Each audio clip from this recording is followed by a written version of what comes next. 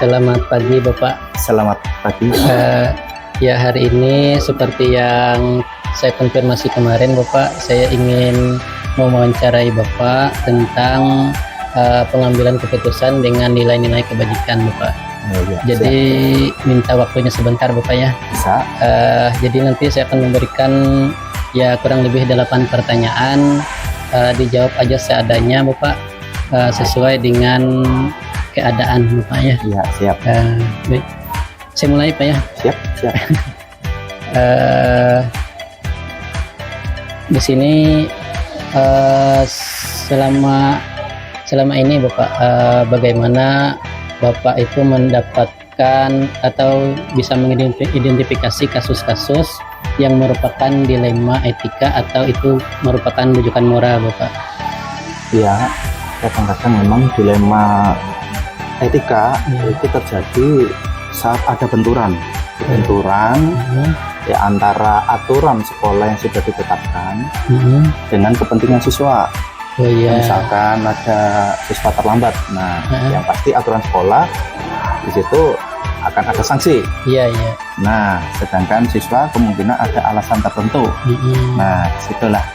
Ataupun kadang-kadang ada yang di dalam kelas itu terjadi keributan antar siswa gara-gara yang sepele itu. Iya, bercanda misalnya. Iya, bercanda-canda lalu berkelahi. Nah, seperti itu. Kemudian yang kedua apa ya? Iya. Selama ini bagaimana Bapak itu menjalankan atau bagaimana Bapak mengambil keputusan di sekolah, terutama untuk kasus-kasus di mana ada dua kepentingan yang sama dan itu benar atau sama-sama mengandung sifat kebajikan, nilai kebajikan. Iya. Biasanya kalau sudah terjadi dilema etika yang agak sulit diatasi, itu biasanya pihak sekolah akan bekerja sama dengan guru-guru ya, komunikasi dengan guru-guru, dewan guru, dan juga kalau perlu dengan komite sekolah. Untuk memberi keputusan yang tepat dan transparan dan adil bagi semua pihak, gitu. Berdiskusi gitu Pak ya. Berdiskusi, betul. Selanjutnya langkah-langkahnya ini seperti apa Pak? Misalnya prosedur seperti apa yang bisa Bapak lakukan selama ini dalam mengambil keputusan ini Pak? Dalam mengambil keputusan itu ada beberapa langkah yang kami tempuh. Yang pertama itu dikumpulkanlah informasi-informasi. Kita mencari informasi-informasi, bagaimana siswa tersebut dan lain sebagainya. Lalu kita identifikasi masalahnya, nilainya. Nah, kita identifikasi, lalu kita pertimbangkan. Setelah diidentifikasi masalahnya, kita pertimbangkan. Nah, kita pertimbangkan dampaknya bagaimana. Nah, gitu, jangka pendek maupun jangka panjang. Lalu yang berikutnya kita ajak diskusi ya, diskusi dengan dewan guru lah. Kita harus mencari pihak-pihak ketiga supaya keputusan itu menjadi valid. Nah, setelah diskusi kita ambillah keputusan kesepakatan apa yang harus dilakukan, yang mana itu harus adil bagi semua pihak. Dan kemudian ada perencanaan, pelaksanaan. Itu keputusan yang sudah dicapai mufakat itu harus dilaksanakan. Kita tentukan bila dilaksanakan. Tapi sesudah itu juga kita perlu evaluasi juga. Setelah keputusan dilaksanakan, diterapkan, kita evaluasi juga dampaknya. Itu pihak kepada murid atau tidak seperti itu? Iya, betul dampaknya itu. Terus Pak ya, di sini hal-hal apa saja yang selama ini bisa Bapak anggap efektif dalam pengambilan keputusan ini Pak? Yang saya anggap efektif dalam pengambilan keputusan itu adalah kita perlu melibatkan pihak-pihak yang lain, ya, seperti dewan guru dan komite, supaya keputusan yang diambil itu tepatlah dan adil bagi semua pihak.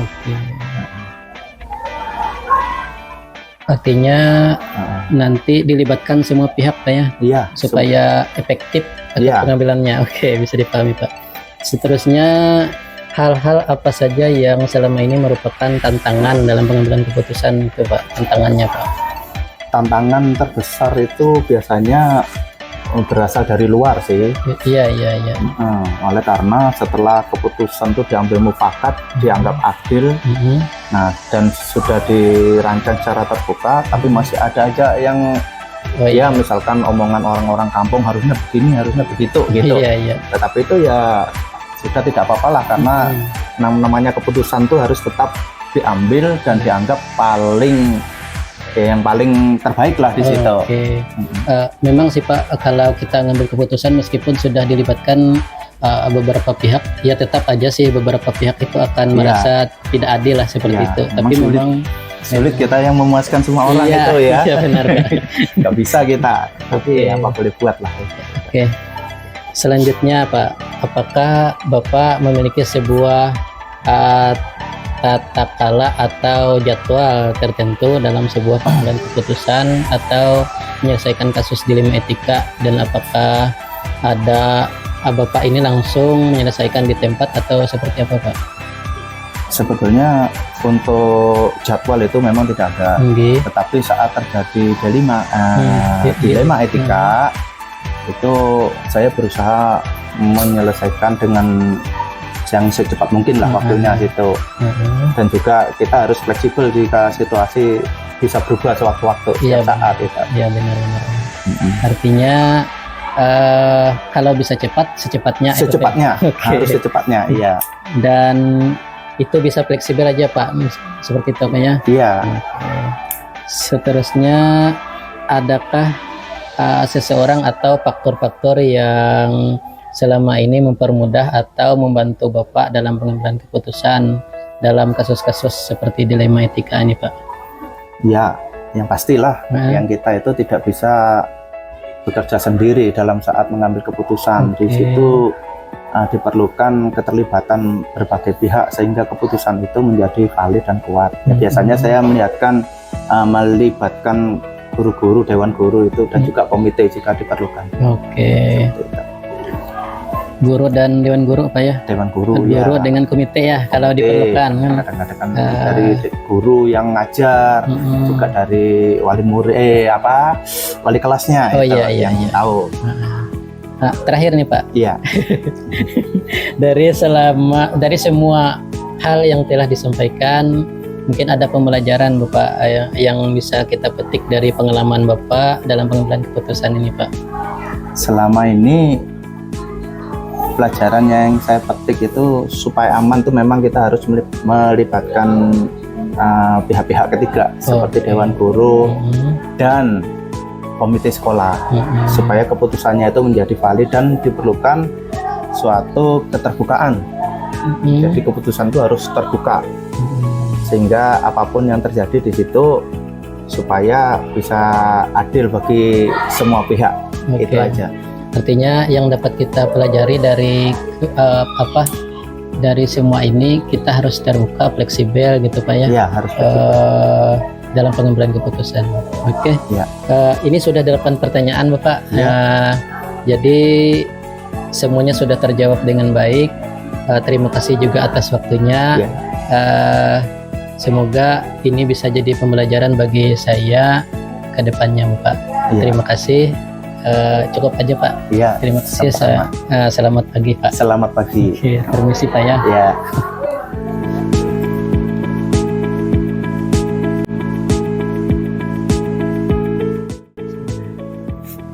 Selamat pagi Pak. Selamat pagi. Hari ini sesuai dengan yang saya konfirmasi kemarin, bahwa hari ini saya ingin mewawancari Bapak tentang bagaimana Bapak mengambil keputusan dalam suatu masalah dengan nilai-nilai kebajikan Bapak. Iya. Dimohon waktunya sebentar Pak ya. Iya, bisa Pak ya. Bisa. Di sini juga merupakan tugas saya selaku guru penggerak angkatan 11 Bapak dari Kabupaten Barito Selatan. Saya diminta tugas demonstrasi kontekstual untuk modul 3.1 Bapak. Yaitu mewawancarai minimal 2 kepala sekolah tentang pengambilan keputusan tadi. Iya. Di sini nanti saya akan menanyakan beberapa pertanyaan, ya kurang lebih 8 pertanyaan. Iya, bisa. Mulai saja Pak ya. Iya. Baik, untuk pertanyaan pertama Bapak, selama ini bagaimana Bapak dapat mengidentifikasi kasus-kasus yang merupakan itu, apakah dia dilema etika atau merupakan bujukan moral? Biasanya dilema etika itu kan saya tahu itu apabila adanya konflik yang terjadi antar siswa itu ketika kepentingan siswa itu pribadi dengan aturan sekolah itu terjadi konflik di situ. Oh iya. Ya, misalnya kan terkadang siswa itu datang terlambat. Jadi ditanyakan kenapa datang terlambat gitu ya.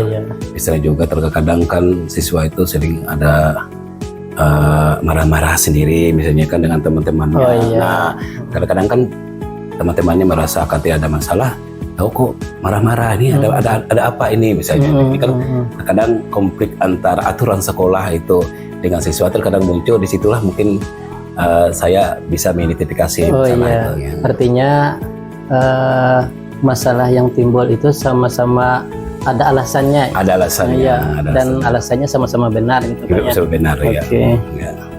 Ya lanjut Pak ya, ke pertanyaan kedua.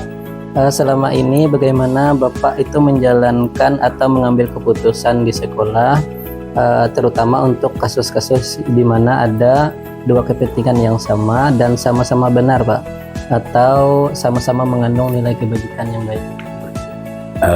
Biasanya saya kan di sekolah itu ada namanya tim sekolah yang sudah dibentuk jauh-jauh hari lewat forum rapat dan sebagainya. Jadi biasanya saya itu mengajak tim tim sekolah itu, mungkin ada perwakilan guru, tapi biasanya adalah yang berperan itu guru PP. Kemudian juga bisa juga melibatkan komite. Nah, kemudian ketika masalah itu muncul, jadi dibicarakan sama-sama pihak-pihak yang terkait tadi agar nanti keputusan yang dikeluarkan itu bersifat adil, ya, dan tidak ada yang dirugikan. Ya, jadi dan bisa nanti keputusan itu dipertanggungjawabkan bersama. Artinya apa itu diskusi dulu gitu Pak ya, untuk masalah yang dihadapi. Diskusi ya. Selanjutnya nih Pak, langkah-langkah atau prosedur seperti apa yang biasa Bapak lakukan selama ini Pak untuk pengambilan keputusan? Yang pertama biasanya kami mengumpulkan informasi dulu, data-data itu dikumpulkan. Itu pertama, keluar nanti mengidentifikasi masalah itu. Selanjutnya mempertimbangkan dampak yang muncul itu, baik itu dampak jangka pendek maupun jangka panjangnya. Kemudian mendiskusikannya masalah-masalah yang ada tadi. Selanjutnya sama-sama ambil keputusan bersama, kemudian merencanakannya dan melaksanakannya bersama-sama dengan tim tadi, misalnya perwakilan guru, komite sekolah, diskusi yang sama-sama. Jadi seperti itulah langkah-langkahnya. Ada tahap-tahapnya. Ada tahap-tahapnya, tahap-tahap. Jadi biar keputusan itu nanti kan memuaskan dan sifatnya adil tadi. Ya, tidak ada ketimpangan misalnya ya, tidak ada ketimpangan dari pihak mungkin siswa, ya, dan juga pihak sekolah juga. Terkadang-kadang kan kalau bicara siswa ini, tentu kalau ada masalah siswa tentu biasanya menyangkut tentang orang tua wali. Nah, ini yang perlu kita lebih hati-hati dalam mengambil keputusan itu. Iya, benar sekali Pak. Artinya untuk pengambilan keputusan ini tadi diambil dari diskusi dengan tim Pak. Kemudian sesuai langkah-langkahnya ada Pak. Iya, langkah-langkah harus ada langkah-langkahnya. Oke, lanjut Pak ya. Hal-hal apa saja nih yang selama ini Bapak anggap efektif dalam pengambilan keputusan pada kasus-kasus yang dilema tadi Pak? Biasanya yang efektif itu adalah melibatkan berbagai pihak. Jadi berpihak di sini secara intern kan guru-guru di sekolah itu tadi, tim di sekolah itu yang berperan. Biasanya tim sekolah itu guru-guru BPA itu, BPK itu biasanya belum dibantu oleh guru-guru yang lain. Selanjutnya juga tadi komite. Terkadang juga kalau diperlukan juga itu kan perlu juga eksternalnya. Misalnya di situ kan perlu mungkin orang tua, Iya, orang tua wali murid itu bisa dilibatkan, dipanggil juga. Oh iya. Atau mungkin siapa lagi, atau itu kalau lebih penting lagi, kalau masalah etika dilema itu lebih misalnya lebih sangat parah lah misalnya itu ya. Tidak salahnya terkadang kan RT atau kepala desa atau yang berpihak itu kan lebih dilibatkan. Kalau memang keputusan itu agak sulit diambil oleh tim sekolah. Saya selaku sekolah bisa gitu. Terkadang gitu. Tapi untuk sementara ini belum sampai ke sana lagi. Paling sejauh-jauhnya adalah orang tua wali murid yang selama bisa di lingkup sekolah. Iya, lingkup sekolah dulu. Bagus sekali, Pak. Selanjutnya Pak, hal-hal apa saja yang selama ini merupakan tantangan dalam pengambilan keputusan seperti pada kasus-kasus dilema etika Pak? Biasanya itu adanya ketidakpuasan. Kadang-kadang kan masing-masing pihak itu merasa benar. Oh iya. Nah, jadi yang paling dilema itu adalah sulit sekali menyamakan keputusan biar puas gitu. Oh iya. Biar yang berpihak ini bisa ada kepuasan sendiri dengan artinya tadi keputusan yang dikeluarkan, lalu pihak yang berikutnya merasa puas dengan hasil keputusan itu. Oh iya. Biasanya yang muncul misalnya yang merupakan tantangan itu. Tantangan itu memuaskan orang itu sangat sulit. Iya benar Pak. Iya. Sesuai dengan keinginan kita gitu ya. Sebenarnya memang kita tidak bisa payah memuaskan semua orang Pak. Ini tantangan beratnya di situ terkadang ya. Artinya kita harus ada yang dikorbankan dalam ini, tapi tetap tidak merugikan. Iya, tidak merugikan. Oke. Selanjutnya Pak ya, apakah Bapak itu memiliki sebuah tata kala atau jadwal tertentu dalam suatu pengambilan keputusan nih Pak? Terkadang keputusan gini ya, terkadang dilema etika itu ada sesuatu yang direncanakan, terkadang ada yang datangnya itu spontan, ada yang terkadang direncanakan direncanakan. Jadi biasanya saya tidak punya jadwal khusus. Tidak harus berjadwal ketika ada dilema etika itu muncul atau kasus-kasus itu muncul. Jadi saya fleksibel saja. Jadi yang penting saya adanya dilema etika itu segera saya atasi secepat mungkin. Nah itu pertama secepat mungkin saya atasi dengan tadi saya selalu melibatkan pihak-pihak sekolah tadi ya seperti guru BP, BK dan sebagainya atau tadi lebihnya cenderung lagi ke komite. Tapi tindakan yang pertama itu biasanya saya secepat atasi dulu. Nah, apalagi saya ini biasanya kan tidak mengajar, karena sekarang kepala sekolah itu tidak mengajar. Jadi saya lebih banyaknya di luar ruangan, lebih banyak berinteraksi dengan guru, berinteraksi dengan siswa. Kadang-kadang saya lebih cepat taunya siswa itu ada masalah karena saya banyak di luar, lebih banyak memantau gitu, memantau gitu ya. Artinya tidak ada jadwal yang khusus gitu ya. Tapi jadwal khusus tidak ada. Tapi nanti kalau kita ketemu itu tetap disusun juga. Kalau itu perlu penanganan yang lebih serius kan disusun lagi jadwalnya. Ini perlu kita rapat atau bagaimana gitu ya. Tapi sebisa mungkin diselesaikan secepatnya itu. Bagus itu Pak ya. Kemudian nih Pak, adakah seseorang atau faktor-faktor yang selama ini bisa mempermudah Bapak untuk dalam pengambilan keputusan? Itu biasanya dari tim biasanya. Dari dukungan dari tim itu memang perlu. Dari tim itu memang perlu. Teman-teman itu sekolah itu perlu, saya memerlukan mereka untuk membantu masalah-masalah yang saya hadapi. Juga dari komite tadi, dari faktor luar itu orang tua murid atau pihak-pihak lain itu sangat diperlukan sekali dalam mengatasi etika dilema. Artinya ada Pak ya yang membantu? Ada, jadi ada membantu ya, terutama tadi ya tim sekolah ini. Sekolah itu tadi terdiri dari guru-guru, guru BP biasanya itu lebih cenderungnya. Tapi guru BP ini saya sudah agak arahkan juga dengan teman-teman agar membantu juga. Jadi jangan dilepas begitu, saya tidak melepas begitu saja. Masalahnya terutama teman-teman itu kan wali kelasnya.